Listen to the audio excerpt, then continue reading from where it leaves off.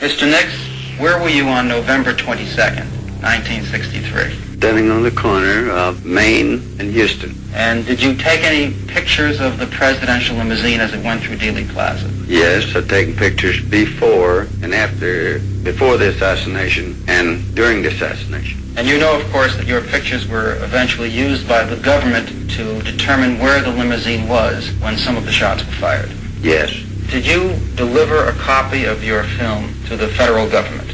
Yes, I delivered a copy of my film to the federal government about December the 1st. About a little over a week after the assassination. Yes, my film got lost in the processing plant. Where is the original film? The original film belonged to United Press International. The government has a duplicate copy. And where is that duplicate copy? In the archives. And is that the duplicate copy which was used by the Warren Commission for the purpose of determining, along with other film, the Muchmore film and the Zapruder film, where the presidential limousine was when some of the shots were fired? I would say so. Well, you now have a copy of your film, which you were kind enough to show to us this afternoon. Is that copy the same as the original which you gave to the FBI on December 1st? I would say no. There is some films maybe missing, some frames. Some of the frames were ruined.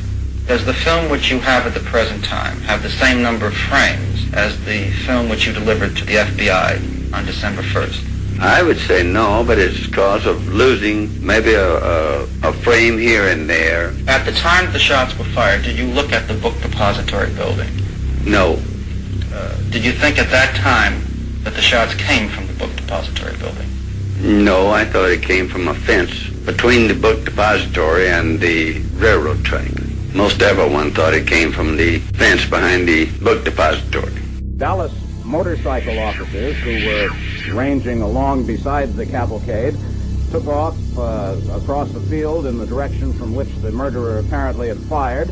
One officer raced to the foot of a nearby railroad embankment and climbed to the tracks above, gun in hand. And you say, of course, that the motorcade speeded up immediately and rushed toward the hospital. Disappeared under the underpass, and I had jumped out by that time and was running with the police. They thought the assailant had fled over some railroad tracks, and they'd been through what they thought was the assailant through several trains coming on the tracks, and I went with them, and therefore didn't see the president immediately as he went under the underpass. Well, did they apprehend this person they were No, they apprehended nobody at that time. They went back and started talking to witnesses on the scene. I see. I grabbed a couple of eyewitnesses to it and brought them back to the studio, and all of the policemen who were around where the building where we were shot were running back toward the railroad tracks, back behind, trying to find out who it was. Complete bedlam there at the site. And stamped right on the barrel of the rifle was 7.65 Mauser. And that's when Watchman said it is a Mauser and pointed to the 7.65 Mauser stamp on the barrel. There's an intonation to that statement that it should mean something. Well, the shells we found came from a 6.5 Italian rifle. You mean those three cartridges? The two don't relate. Three cartridges that were found at the southeast corner. In the southeast corner. Came from a 6.5 Italian carbine.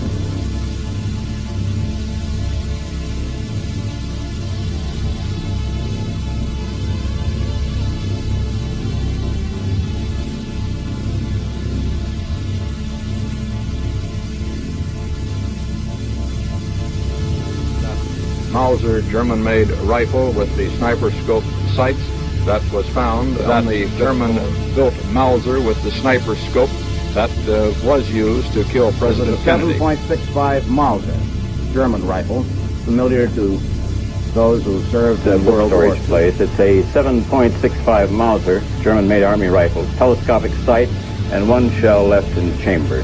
3 spent shells have been found nearby, and apparently they're hooking this as the murder weapon. Sniper scope, high-powered Mauser The Dallas rifle. Sheriff's Department said the rifle had been found in a staircase on the 5th floor of a building near the scene of the assassination.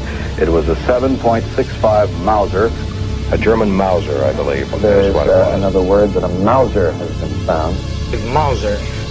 Oswald worked in the building where the murder weapon, a German-made Mauser rifle, was still found in the Mauser with which the assassin was apparently armed. From Dallas, we have heard that a definite identification has been made of the type of rifle used in the assassination of President Kennedy. It was not a Mauser, as has been reported through most of yesterday and today, but an Italian Ballistic Carcanto, manufactured in the Italian town of Carcanto. And I've always had a memory, matter of fact, I've had nightmares about it, of the sunlight on Kennedy and the explosion, the car almost coming to a stop, almost to a dead stop. And what I couldn't really believe that someone else mentioned was the car had, after that first shot, had come practically to a stop. And later on, in looking back, when I said I could not believe how well-trained Secret Service people reacted so slowly. I would have expected that from ordinary human beings, but I expected that they would have reacted much quicker. Those in the cars behind saw that the presidential car stopped. It was just an instantaneous, sort of an instant pause, and in the motorcade it momentarily halted. The car that the president was traveling, this was a limousine that had been sent out from the White House fleet in Washington. This car came to an immediate stop. Mrs. Kennedy screamed out, "Oh no!" The car stopped momentarily. As we turned the corner to go by a small park right on the edge of town, we heard 3 shots. We heard the explosions. We didn't know what they were. And suddenly the motorcade slowed a little. There was a brief pause. Then the cars rushed the wounded men to the Parkdale Hospital. It is believed that a gap in the motorcade perhaps saved Vice President Johnson from being a target of the assassin today. The gap had opened up in the motorcade just before the assassin's bullets rang out. All right, Dr. Fetzer, we're going to listen to some clips from a wonderful, wonderful video called Revision of Evidence that took old, obscure news clips and put them together where there was no narrator to let the clips do the talking. And here, what we're going to try to do is go through these times, and then what you're hearing is what the government is wanting you to hear. But what we'd like to know is what do we know now, and who were these people? And so let's comment on what it really was that was going on when these things were being said. Here we go. First clip. Cronkite and propaganda about Lee and Cuba. There has been an interesting development in the case of Lee Harvey Oswald, the 24-year-old former Marine, avowed Marxist and member of the Committee of Fair Play for Cuba, not the Free Cuba Committee as had been suggested here earlier, the Fair Play for Cuba Committee, the pro-Castro group. This interesting development, still highly speculative, but with all sorts of possibilities. His personnel records have been sent to Dallas and to Washington for examination, and they have disclosed a letter he wrote to then Secretary of Navy John Connally, who is now the governor of Texas and who was wounded yesterday in the shooting that killed President Kennedy. Well, Gary, we have a case here where Walter Cronkite is officially correcting the statement of Henry Wade, the Dallas DA, that Lee had been with the Free Cuba Committee, where Jack Ruby had called out to correct him with Fair Play for Cuba instead, because, of course, these two organizations were diametrically opposed. The Free Cuba Committee wanted to free Cuba from communist domination and was opposed to Castro. The Fair Play for Cuba wanted Castro and Cuba to get a fair shake from the United States. It was in sympathy with Fidel, so that clearly, given the effort to portray Lee as a pro-Castro communist sympathizer, that was indispensable to make that correction for the record, and Walter Cronkite was the conduit. All right, here we go. Now, the next clip is Nixon is cast to the forefront of the presidential nomination. Conversation here, frankly, unofficially, cannot help but speculate that these unfortunate events have suddenly projected Mr. Nixon once again and very firmly into the presidential picture. All right, Dr. Fetzer, you've said it more than one time that there would be no chance of a succession of presidents without the death of JFK. Go ahead. Well, the fact is, Lyndon, of course, would win an overwhelming election on his own right in the aftermath of the assassination. It had been indispensable to draw Nixon into the conspiracy where he was present at the home of Clint Murchison Sr. the night before, because having so narrowly lost to JFK, there was good reason to expect that he might well become president in the near future, and they were very concerned that no one should occupy that office who would have the least inclination to reopen the investigation of the death of JFK. Absolutely. All right, now this is a kind of obscure clip where President Eisenhower has asked his comments on the death of the president. Will the nation be all right in a few months ahead? Oh, I'm not going to predict anything of that. I just say this. The American nation is a people of great common sense, and they are not going to be stampeded or bewildered. Would you have any advice for the American people at this time? No, as I said, I know the American people will stand solid, and they will not be stampeded. Thank you, Mr. President. All right. Thank you. All right, what's your comments on that, Dr. Fetzer? Well, two comments, really, Gary. On the one hand, Eisenhower, of course, had delegated to Nixon the task of organizing Operation 40, which became an assassination team, some of whose members appear to have been involved in not only JFK, but a number of other assassinations around the world. But where it looks to me as though it may well be that LBJ was concerned that talk about a conspiracy or Russian involvement should be suppressed, and that Eisenhower, Soviet involvement, that Eisenhower is playing a role there. I don't sense a great deal of conviction in his voice about what he's saying, but I think he was fulfilling a role. Overly cautious. All right, you were just talking about Russia and nukes. Here we go. The mechanics of the takeover are already in operation. Now, Defense Secretary McNamara and McGeorge Bundy are briefing him in such terms as mega deaths. White House and Pentagon shorthand for the millions of deaths which are now in the hands of President Lyndon Johnson in case there should be a thermonuclear exchange. The words death of Earth are being exchanged. All right, Dr. Fetzer, it's all about the end of the world.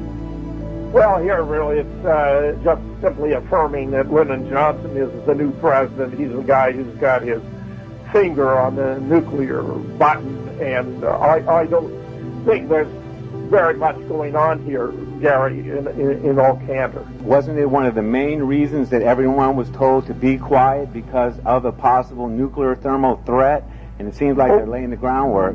Well, that's true, Gary, yes, because Lyndon would use the claim that they knew who was responsible and that it had been through Castro that the Soviets had brought about the assassination, and therefore to avoid the death of 30 million people that it had to be covered up, and that was an argument he used to persuade Earl Warren to assume the position, even though of the chairman of the commission, even though as the Chief Justice of the Supreme Court he should never have been cast in that role.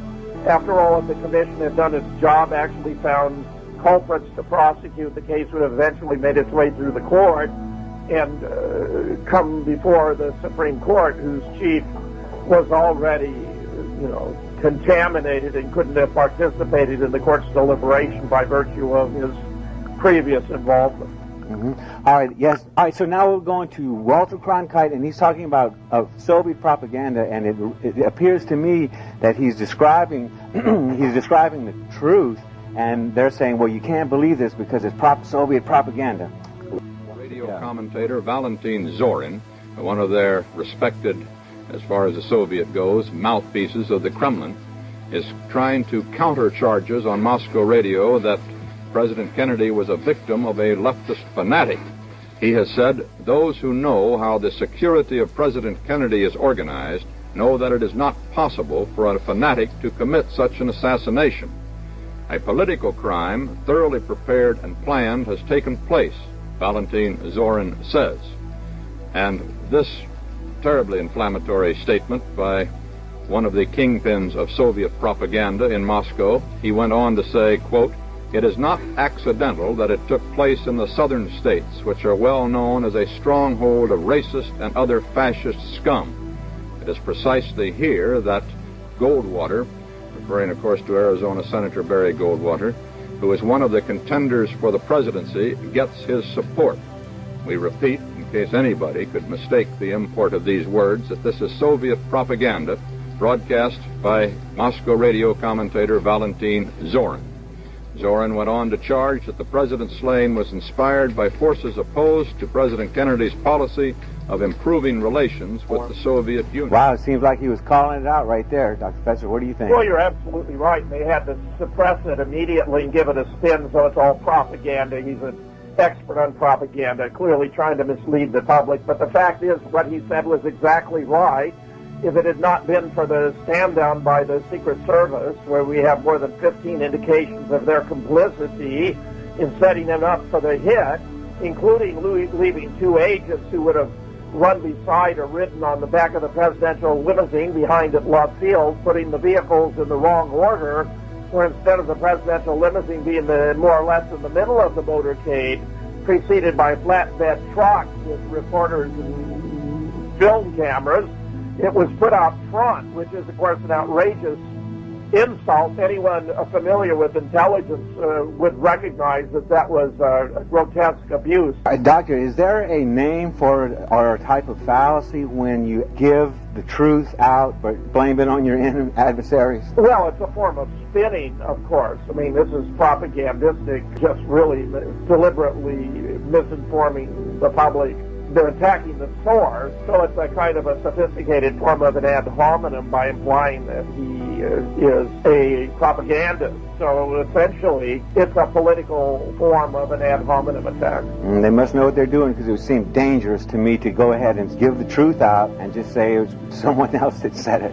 All right, here we go. On to the next clip, Cronkite and the Dallas Luncheon. That was a report from Eddie Barker at our affiliate KRLD in Dallas, Texas. The scene you saw was the luncheon to which President Kennedy was en route. He was planning to address that luncheon in one of his strongest statements yet against those who, as he said, would turn the clock back, but he did not get an opportunity to make that speech. All right, Dr. Fetzer, it appears that they're really pushing the Russian threat here, and that's what Walter Cronkite was talking about. So any comments on that? Well, just beneath the surface, I mean, the trademark was a change in where JFK was to speak. It was supposed to have been the Women's Forum, which the Secret Service had cleared. The Women's Forum was very secure. The trademark was not. It had lots of balconies, entrances, and exits that would have been easy for assassins to enter and escape. And this, of course, was used as a pseudo-justification for making the change to the motorcade route instead of going forward onto Main Street, which could have got him to his destination. Actually, either way, it was used to turn from Maine onto Houston and back onto Elm to get onto the Stemmons Freeway. So the fact he's talking about the trademark actually is significant in the way in which the assassination was set up. I see. All right, now we're going to have a clip from former Eisenhower press secretary Jim Haggerty saying it has to be a setup. With me in the studio here is a man who spent 8 years as press secretary for President Eisenhower and is used to the precautions taken for the president's safety. And he is Jim Haggerty, now vice president of ABC Paramount Pictures. Well, Don, as I said a little earlier, I think this, like the Puerto Rican attempt in front of Blair House in 1950, has to be a planned conspiracy. All right, Dr. Fetzer, what do you say about Jim Haggerty?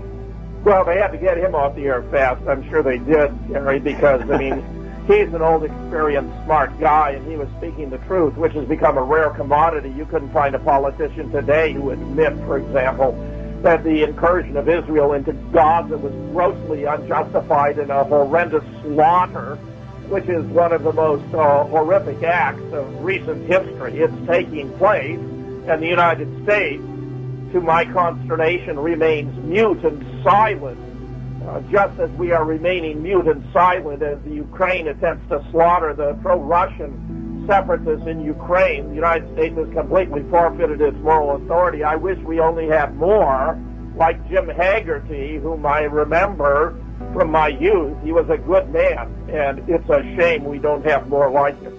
All right, we're going to go into the clips. So talking about General Walker. There's three quick ones. I guess I'll stop on each one here. All right, General Walker. This Monday, November 18th, a warmer welcome greets Alabama's Governor George Wallace, bitter foe of school integration. Among his approving listeners is former General Edwin Walker, himself a spokesman for those who are darkly certain that the American dream is being betrayed, even by some elected leaders. It seems that they're trying to paint him as a Southern racist along with Wallace. Well, Gary, I'd look at it the other way around. They're using his authority as a general to convey the impression that some elected leaders are betraying the principles of America. And, of course, they're targeting JFK, no doubt. So I think that was really a subtle way of expressing that there was resentment in the South and among, the military to JFK's leadership. That would be my take. I guess that's why you got the PhD behind your name. All right, Dr. Fetzer, let's go on to Chief Curry. And he's talking about General Walker as well. This is a rifle that killed the president. How many shots had been fired from the rifle? 3. Have you been able to trace the rifle? Do you know where it was we're purchased? attempting to do that at this time. Is there any connection yet between this and the firing of Major General Walker? I do not know. All right, so he was asked if the rifle had bent traced to General Walker as the presidential rifle that killed JFK. Of course, as it would turn out, the Walker weapon appears to have been a .30-06, firing at a stationary target from a short distance, and he missed. So the idea that the same marksman would have been involved there and then use the Mannlicher Carcano to fire at a much, much more difficult moving target and succeed is extremely implausible. Whether Lee had anything to do with Walker, in my opinion, is not completely certain. But they wanted to use that to attempt to frame him for a previous act of violence in spite of the gross discrepancies, the differences between the two cases I have just described. I've heard the argument brought up that General Walker was basically reading a paper right by the window, which would have been impossible to miss, and then we have Oswald missing the car completely. So what do you think about that as a fair comparison? I agree. It's ridiculous to suggest this was the same person. And if he had a .30-06 available for Walker, he surely ought to have used it in relation to JFK, which is just one more sign that this was a fabricated event. I mean, they had a paper trail, which was itself fabricated. For the Mannlicher Carcano, which is a very odd caliber, a .30-06 could be bought on any corner store in Dallas without even showing any IDs, which is why they had to, frame him using an obscure World War II weapon. All right, here's Walter Cronkite. From Dallas, Texas, the first comment from former Major General Edwin Walker, who is one of the more vocal right-wing leaders in the United States. He said that the death of Mr. Kennedy is not as surprising as it is tragic. This prepared statement he handed to newsmen from his Dallas home said this: "The tragic events of yesterday demonstrate the internal threat that can never be underestimated." All right, Dr. Fetzer, more on General Walker. Well, talking about the internal threat, Lee Oswald actually wasn't a threat. He was an informant for the FBI at this stage in his career. He'd been recruited by the Office of Naval Intelligence at the recruit depot in San Diego. He'd been stationed at Atsugi, our most secure base. He'd made a pseudo-defection to the Soviet Union at the behest of the CIA. And when he returned, he was not treated as a traitor, but given money by the CIA front organization to relocate. He wound up in New Orleans, where he was sheep-dipped by being given this new persona as a pro-Castro communist sympathizer. So, this is just a statement by Walker that's supposed to be showing that he's a good American and he's concerned about these issues and he's being, as it were, in Fox News terminology, fair and balanced. All right, let's move on to Henry Wade. No confession, but we have sufficient evidence. This was before he had the case just pretty much sewed up. Here we go, Henry Wade. Do you expect a confession from this man? No. You do not. It's a strong case. I think it's sufficient. What is the evidence that links him to the gun? I don't care to go into the evidence. All right, Henry Wade doesn't care to go into the evidence. What do you think, Dr. Fetzer? Well, of course he doesn't, because, Lee said that was his face based on someone else's body related to the backyard photographs, and we have proven that to be true. He told Will Fritz that he was out with Bill Shelley in front. We have proven that to be true. He passed his nitrate test, which indicated that he hadn't fired a rifle or a carbine. He still had nitrates on his hands, but that was innocuous because he worked in a book depository, moving boxes of books which are printed in ink which contains nitrates. They had a palm print that had been planted on the weapon while the body was in the funeral home. I mean, any reasonably competent defense attorney could have dismantled any case the government attempted to make against Lee Oswald for the assassination of JFK. All right, you're listening to The Real Deal with Dr. James Fetzer as we go through the obscure news clips that have been uncovered by these fantastic researchers and it's a great video. It's called Revision of Evidence, and they're just a montage of montages, the mother of all montages. We'll be right back after some cool Beatles music and a couple of ads.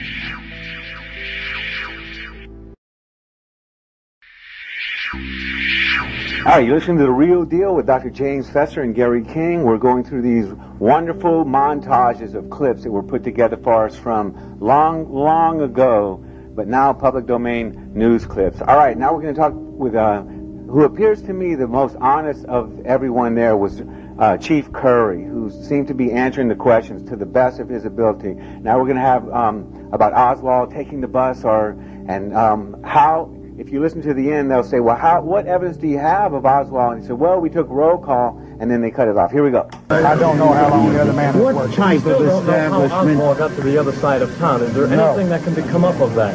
Did he get over by a bus, by a car? I don't know. We have heard that he was picked up by a Negro in a car. That is not confirmed. No, it's not confirmed as far as I know. Are you looking for the Negro? We would like to know about him.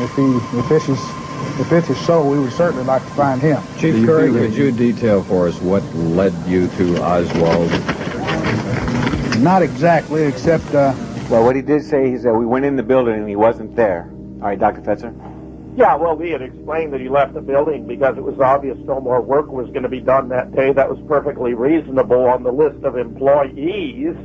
It turns out that they, as I recall, penciled in Lee Oswald's name at the very top. That's an obvious form of fabrication. And, the idea that he might have got into a vehicle in front of the building that was driven, he used the word Negro, but it may have been someone simply of dark complexion. There are a couple of candidates that have been suggested for that role, one of whom was David Sanchez Morales, but... the fact is, this business about, taking the bus and the cab is still under dispute. In fact, Larry Rivera, among others, has been doing work on this. So I expect that we're going to have a publication that may contribute to its clarification in the near future. I think Chief Curry wasn't a very bright guy. He was a bit of a dim bulb. He did, of course, subsequently, after retiring as chief, and going to work as the head of security for 7-Eleven stores, publish a paper book collection of photographs and documents entitled Jesse Curry's JFK Assassination File, which is where I first found the photograph of George Herbert Walker Bush standing in front of the Dallas School Book Depository. Just amazing. All right, now we're going to have Mr. Henry Wade. For those who don't know, when you hear about the abortion, it's Roe versus Wade. It's believe it or not, it's Henry Wade is what they're talking about, and he seems to have an arrogant attitude here, saying that I prosecute the major cases, and they all laugh like ha ha ha. Why did you decide to try this person yourself? Well, I generally try the major cases, and I believe this would be classed as a major case. And it's going to be, I would imagine, as it would. All right, so what do you think about that? Well, a little sarcasm there. He prosecutes the major cases, and he guesses this would be classified as a major case. Yes, of course.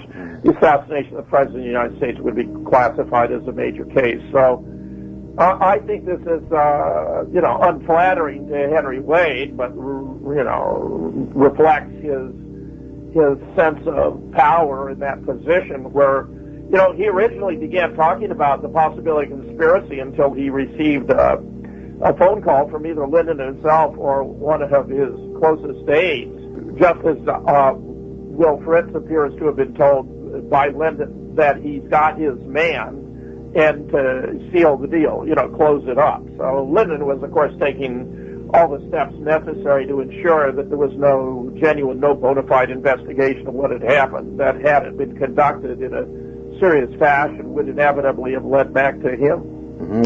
Yes, sir. As we go through these clips, you'll hear the attitudes change as we go through it. They're pretty much in time sequence. And from the cities of the United States, where a nation is in almost, I would say it advisedly, almost uncontrollable shock, it seems. They're weeping on the streets. Schools have to be dismissed. My own school was dismissed because the children were weeping so much they couldn't stay in class. Quite a tragic day. Yeah, quite a tragic day. I guess there's really nothing to comment on this other than maybe our listeners could reflect to what they saw. If I understand, you were in the military. I was just in first grade. I was in first grade. Yeah, but Gary, this wasn't the response of the bigwigs in Dallas. There were like a half a dozen parties celebrating caviar champagne that evening in recognition of the demise of the President of the United States, who was their political arch enemy. So, it's hardly the case that everyone was upset. In fact, even at the home of Clint Murkison, as I recall, a woman who served as a maid there said that everyone there was celebrating that night. She was the only one who was distraught and feeling, acute pain over the death of this great man. The next clip is from The Men Who Killed Kennedy. It's concerning the south part of Dealey Plaza where the manhole cover had more or less a mole-type thing in the grass where the bullet had skidded across. Here we go. Slug found. 145 slug. It was found on the south side of Elm Street. Outside on the grass. And when we got down there near this cover, we were standing near it, and I looked down. Manhole cover? Manhole cover, and I saw this piece of dirt raised up like a ground mower would, but it didn't go down. It went across the ground, under it. And I bent over, and I traced it for several foot back. And a policeman appeared and traced it with me, and I said, "What in the world is this? It's like a ground mower hole, but I've never seen one so long." And he says, "That's where a bullet went through." And it traveled quite a ways back, but it did not come out of the ground. I said, "Well, it didn't come out," and he said, "No, it's still in there." And as we turned around to go back to the curb to see where it had come from, there was a nick there in the curb. And just then, all the motorcycles came at one time from underneath 183. Ron, is when you tried to let the FBI know of what you saw? That wasn't until July when they were trying to pick up evidence. And we thought maybe ours might be a little bit of help. Did they try, were they very interested in what you had to say? No. It was just kind of matter of fact. We don't care whether you can. And after you gave your statement, what did they try to tell you as an explanation for what you saw? That it was pieces of bone from the skull of the president. And I told him I did not believe that a bone could do all of that. All right, Dr. Fetzer, the manhole cover bullet. Well, actually, there appeared to have been at least two slugs that hit, in that vicinity. One was picked up, I believe, by Buddy Walter, who... That's the next clip. The other, which made some sort of streak on the concrete, Robert Groden has a photograph of this. I've always had trouble figuring out exactly where that was supposed to have hit, but it appears to have been a second shot fired from the top of the county records building, therefore by... Henry Weatherford. Deputy Sheriff Harry Weatherford, who fired the first shot that hit JFK in the back about 5.5 inches below the collar to the right of the spinal column. So that, there's a story there because we're getting too many rounds for the three-shot scenario. I mean, by multiple numbers. I mean, here you have in the grass 2 more rounds. We've already got, even after revising from the original 3-shot, 3-hit theory, with the 1 miss, you've already got 3, 1 in Connolly, 1 in, the one that passed through JFK's neck, allegedly, fancifully, and hit Connolly, the second that hit him in the head, and the one that missed and injured Tag, so that's 3 already. And then you got 4 and 5 here, so it's adding up pretty fast. All right, now more confirmation with Buddy Walters. Journalist Richard Dudman spotted a police officer and a deputy sheriff. An agent joins them. He removes a bullet and pockets it. Okay, and according to your Warren Commission testimony, you saw where a shot had hit the turf on the south side of Elm Street? Yes, sir. Okay. And you said that the shot had caught the manhole cover at the corner? The concrete of the manhole cover, yes. My impression has been that there were 2 different bullets in the grass in the near vicinity, the one from the county records, the other appeared to have been fired from the grassy knoll, possibly by Roscoe White, who I believe pulled his shot, took it off the target when he fired because it was going to hit Jackie, and they were under strict instructions that she should not be harmed. So, there's quite a tale going on here. Yes, sir. All right, now we're on to Roger Craig discussing a man coming down the hill and then talking about the station wagon that belonged to Ruth Payne. That afternoon, after Officer Tippett was killed, they took a suspect into custody. And I was thinking about this man getting away from me. Well, this was the man that got into the Green Rambler. The Green Rambler. And I called Captain Fritz at his office and gave him a description of the man I saw get into the Rambler. And he told me, and I quote him, "It sounds like the suspect we have in custody. Come on up and take a look at him." So I went out and got in my unmarked car and drove to the City Hall, went directly to Captain Fritz's office. And we went into Captain Fritz's inner office, and the man was sitting in a chair behind a desk. And there was another gentleman. I assumed he was one of Fritz's people because he had the white cowboy hat on, which was the trademark at that time of the Dallas Homicide Bureau. And Fritz turned to me and said, "Is this the man you saw?" I said, "Yes." And it was. It was. So he turned to the suspect and he said, "This man saw you leave." At which time the suspect became a little excited. And he said, "I told you people I did." And Fritz said, "Now take it easy, son," talking to the suspect. He said, "We're just trying to find out what happened here." He said, "What about the car?" I didn't say station wagon. He said, "What about the car?" At which time the suspect leaned forward and put both hands up on the desk and said, "That station wagon belongs to Mrs. Payne. Don't try to drag her into this." Then he leaned back and very disgustedly said, "Everybody will know who I am now." Now this was not a brag. I know it's been blown up to be a brag in the Warren Commission.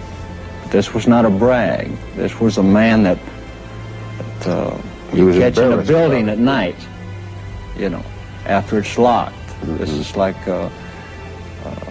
somebody was trying to steal something and you catch him at it. He was embarrassed about it. Or disgusted that he had blown his cover or been caught or something. It wasn't a brag. Well, anyone with the long history of working for U.S. intelligence agencies of Lee Oswald would be upset, too, as Roger Craig observes, have his cover blown. Roger Craig is a remarkable figure in all of this. He's completely honest, a man of integrity. He may or may not have everything exactly right, but there's no possible way to doubt that this was a man of immense candor. And, this thing of Lee leaning forward and saying, that's Mrs. Payne's station wagon, don't drag her into it. Well, I mean, if it was Mrs. Payne's station wagon, how could you not drag her into it? I mean, obviously, if it's her wagon, she's involved one way or another. How did her wagon wind up in front of the book depository at the right time to pick up Lee Oswald making his exit? It's one of the most fascinating remarks attributed to Lee Oswald in the entire case, right here.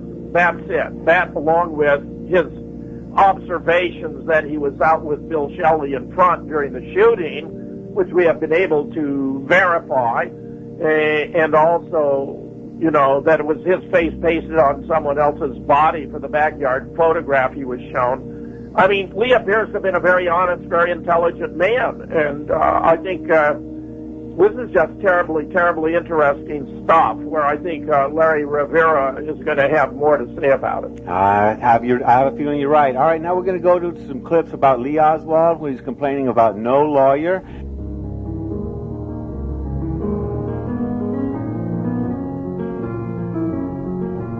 People have given me a hearing without legal representation or anything. Did you shoot the president? I didn't shoot anybody, no, sir. You just heard Oswald, who said he did not shoot anybody. I'm being pummeled here. Being pummeled very heavily.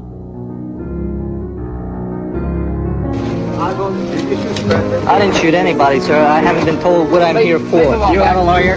No, sir, I don't. Oswald's statements have been subjected to voice stress analysis. You can find it in the assassination tapes by O'Toole, which is an extremely important but underappreciated book. And, whereas they found that Buell Wesley Frazier was terrified when he was making statements, clearly under immense stress, and therefore inferentially lying his face off, Lee Oswald showed no stress at all. And this is a function of lying. When you lie, your throat creates involuntary signs of stress that are detectable in analyzing your voice. Hence the method for discerning whether you're being truthful or not. I am unaware of any instance, and certainly O'Toole doesn't report any, in which Lee Oswald was not truthful. I've been photographed in a t-shirt. Now they're figuring for the line up among these men. That one will be kicked out. Right? All right, Dr. Fetzer, the t-shirt. Well, of course, they already had realized they'd been captured in this famous photograph taken by James Ike Alchins. They were already in the process of tinkering with it to make it look less like Lee's, but since the clothing in which he was arrested bore such an obvious and striking resemblance to the man in the photograph, not to mention that the height, weight, and build of Lee Oswald corresponds to the height, weight, and build of the man in the doorway. They were, looking for anything they could do to obfuscate the difference, and having him remove his shirt was the most obvious, but also very telling for anyone who pays attention to this case. And it continues to dumbfound me, Gary, how anyone who is serious about JFK research can continue to resist the consequence that Lee was in the doorway. And there's new research I'm about to publish about that, in my opinion, seals the deal even for the most diehard holdout. And therefore, he not only cannot have been the lone gunman, he cannot even have been one of the shooters. Shoot, the only way you can keep holding out is if you're getting paid to hold out, is my opinion. All right, now we're going to, this clip needs a little shortening, and I will take care of that. I'm charged with the murder of President Kennedy, as he is led from the police headquarters in Dallas, perhaps being transferred now to the county jail. Let's switch down there and see if we can pick up word of it. Jail office here, and will now be taken to the police show-up room. Our cameras are being moved there now. Go ahead, keep moving. He's being moved down to the basement assembly room. Keep moving. Stay back.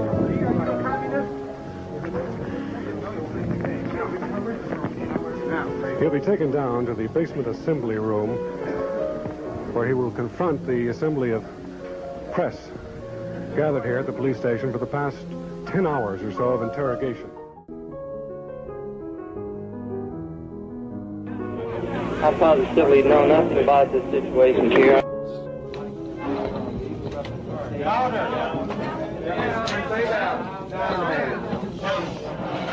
Well, I would ask me that question. You have been. Somebody said what? Sir? You have been. Somebody said what? Okay, we ain't hear you say. Okay. What did you do in Russia?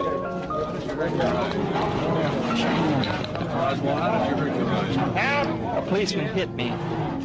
That was Oswald. Lee Oswald, who was charged with the murder of the President of the United States. All right, Dr. Fetzer, the famous midnight press conference. Well, it's pretty obvious that Lee was not properly arrested because when police make an arrest, they're to notify the person they're arresting of the crime for which they're being arrested.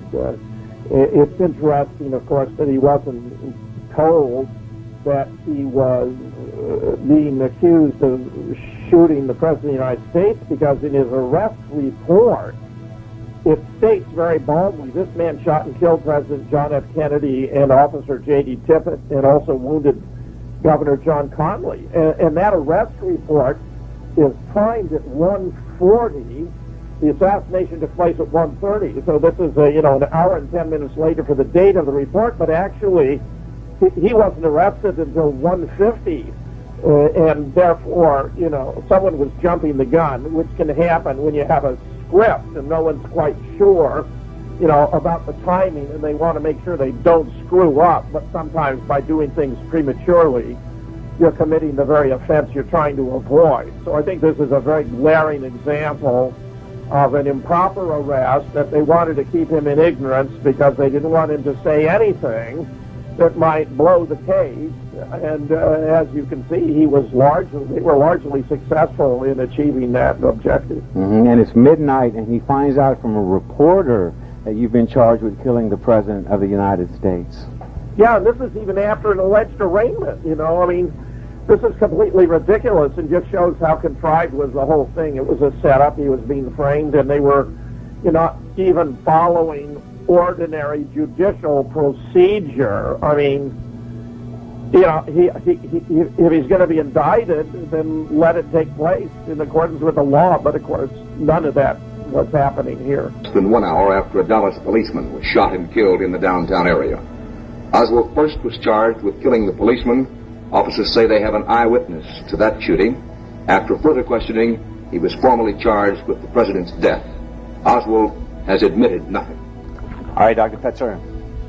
Well, I don't know when he was formally charged. How can he be formally charged and the accused not know that he's been formally charged? So that seems to me to be part of the cover story to obfuscate how flimsy is the case and how inappropriate is their manner of handling it, which was, completely in violation of all normal procedures, including, of course, that he's not given legal representation here. You got a man accusing the 35th President of the United States, and he's not given an attorney to represent him.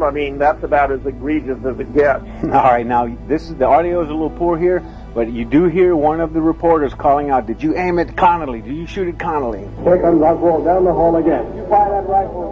Just as fast as you people have been given, but I emphatically deny these charges.